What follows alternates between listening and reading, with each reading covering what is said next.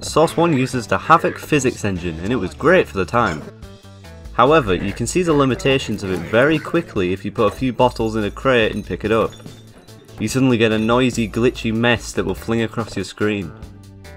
However, Source 2 has adopted the Rubicon physics engine and it has results scarily close to real life. Now if you try and hold a crate full of bottles, they'll stay in place.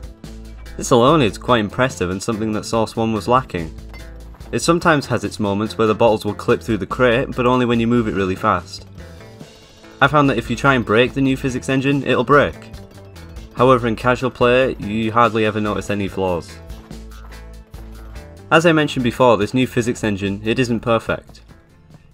Here's a little example to show how the physics get more clunky the faster things move. This spinning platform pushes the physics objects, and at a speed of 50, it looks pretty good, not too many issues.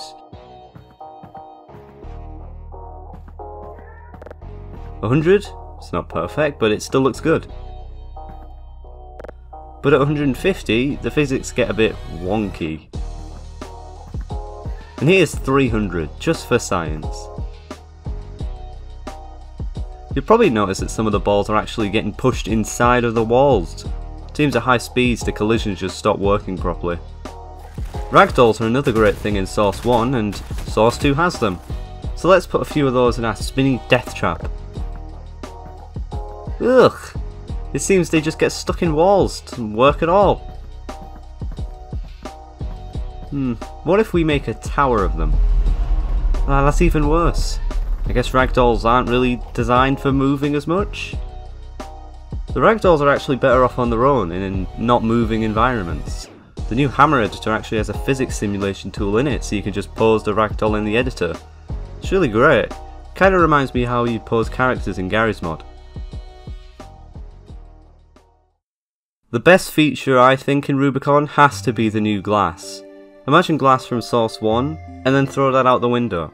This stuff is next level glass physics and it is so satisfying.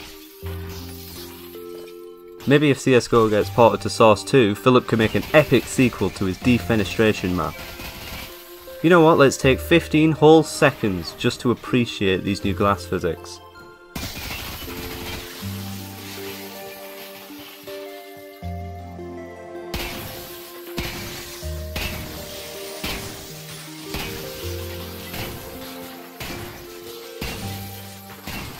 Clearly, Valve switched to Rubicon because it was developed for Source 2, and it gives a lot of freedom. Another thing to mention is how smoothly the game runs. With hundreds of physics objects all moving about, the performance is kept quite high and the quality of the physics is really high too. I can have hundreds, even thousands of physics objects, and it doesn't drop frames as severely as Havoc would. And one last thing, the crates have packing peanuts. My life is now complete.